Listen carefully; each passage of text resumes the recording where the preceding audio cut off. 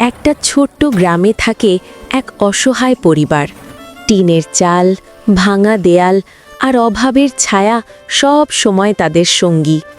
বাবা দিনমজুর, মা মানুষের বাড়িতে কাজ করে, তবুও ঠিকমতো খাবার জোটে না। আজও শুধু ভাত আর লবণ, ছেলেটা না খেয়ে থাকবে বুঝি? চেষ্টা করছি, আল্লাহ বড়। ছোট ছেলেটা ক্ষুধার্ত পেটে চুপচাপ বসে থাকে। তার চোখে স্বপ্ন, কিন্তু মুখে কোনো অভিযোগ নেই। বাবা, আমি কি কখনো স্কুলে যেতে পারবো? বাবা কিছু বলতে পারে না, শুধু মাথায় হাত বুলিয়ে দেয়। অভাব শুধু পেট খালি করে না, স্বপ্নও ভেঙে দেয়। গ্রামের অন্য বাচ্চারা স্কুলে যায়, এই ছেলেটা দূর থেকে তাকিয়ে দেখে। ওদের ছেলে পড়ে কি করবে? গরিবের আবার স্বপ্ন। ছেলেটার চোখ ভিজে যায়।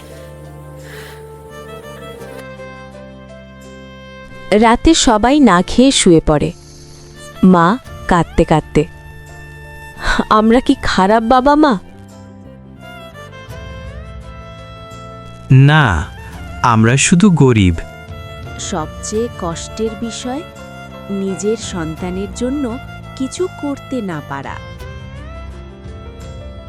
একদিন ছেলে রাস্তার পাশে পড়ে থাকা একটা পুরনো বই কুড়িয়ে পায়। রাতে মোমবাতির আলোতে পড়তে থাকে।